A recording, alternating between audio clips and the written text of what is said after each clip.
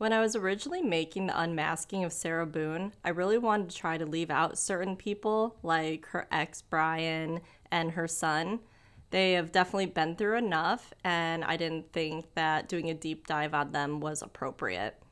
But for this category, I also placed both of her brothers, and I knew some things about them. One of them had a military background, and the other is either in jail or was in jail. But I was reading a post last night and it piqued my curiosity, and I started doing a little bit more research on one of the brothers. We're going to do a little bit of a deep dive on one of Sarah's brothers because there is not just one monster in the family.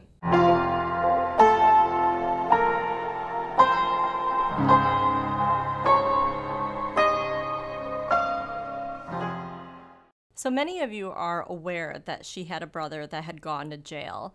But a lot of people didn't know why and couldn't necessarily find out any more information on him. And when I was doing the deep dive on Sarah, there was one person who kept popping up in these different posts, and there was a lot of speculation of, was this her brother or were they not related? That's actually what sparked me deciding to look more into it yesterday, just because I wanted to know if it had been confirmed that he was in fact her brother. So the main issue that people couldn't figure out if it was her brother or not is because of his first name. In most things that you find online about Sarah's family, she has a brother Philip and a brother Tyler.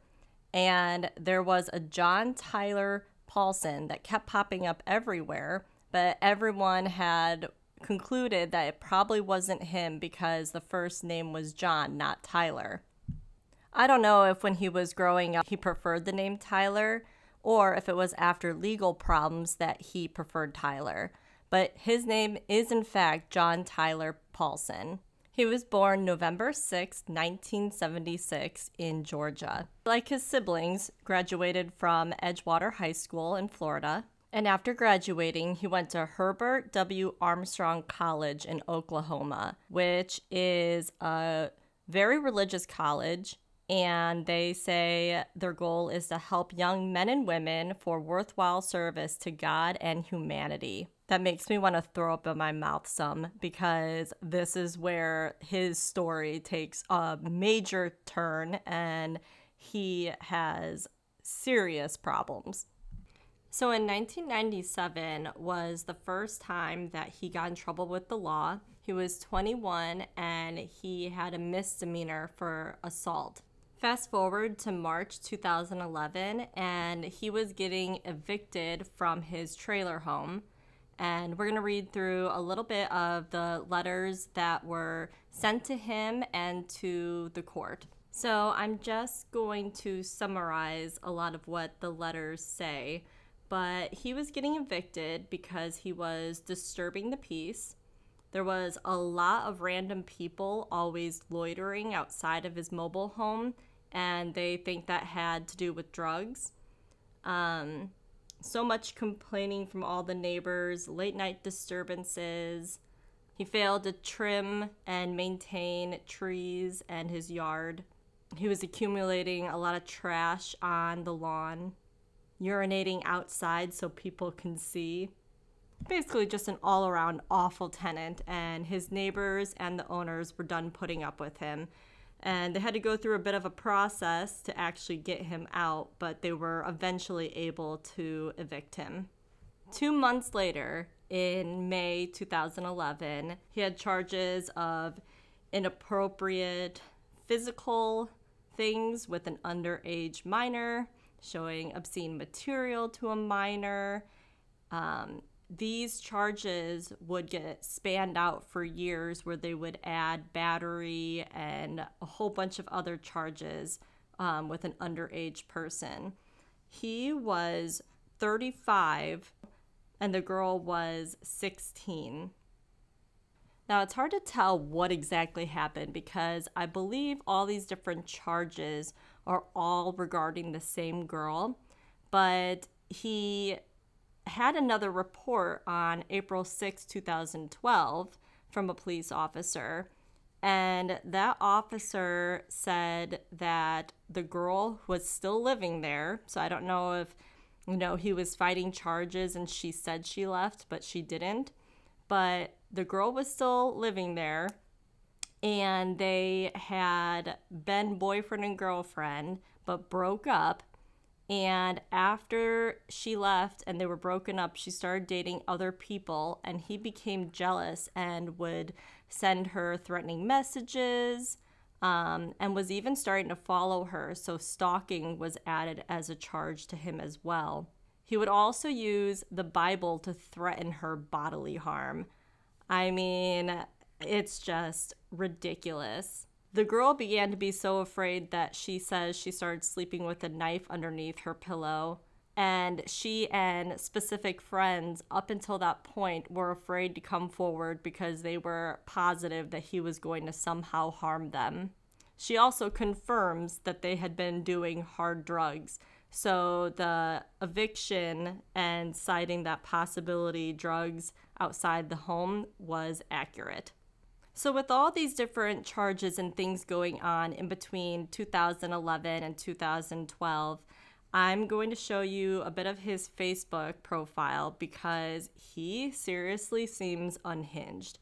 I would like to say maybe it's just drugs, but I think that he may have something a little loose in his head. He has a decent amount of friends on here, but if you go through, it's not either real people or anyone he actually knows. He writes posts and you see that there will either be a like or a reply.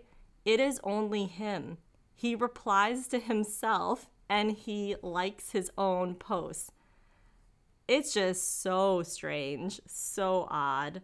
I'm going to read this one because I just thought this was super weird. April 10th, 2012. I love my beautiful baby bunny. She is so sweet and nice to me. We fight sometimes and say cruel, hurtful things to each other, but we always forgive each other. I am very blessed and fortunate to have such an extraordinary woman take care of me and see to my needs. He left himself a comment. Psych. I mean, it's just very strange.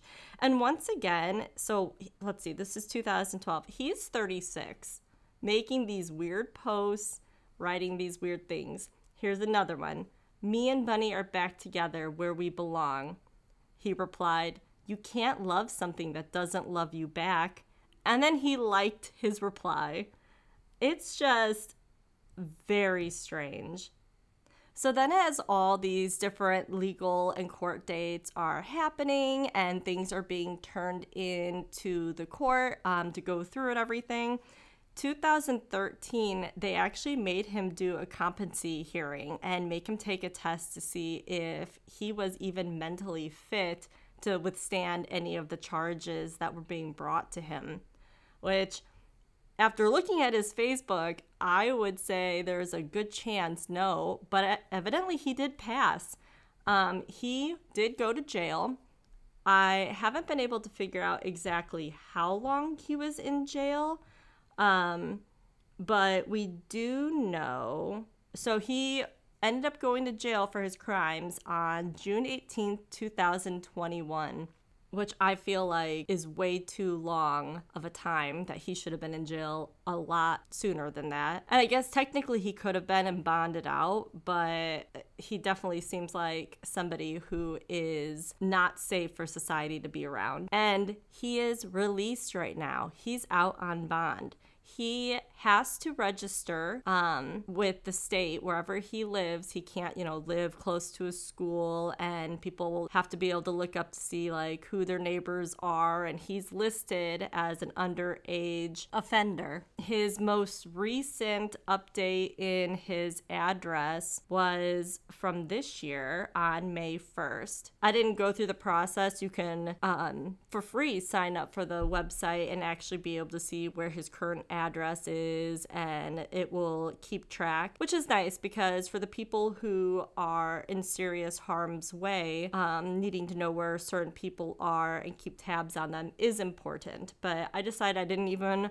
really want to go too far into that because this entire thing makes me so sad.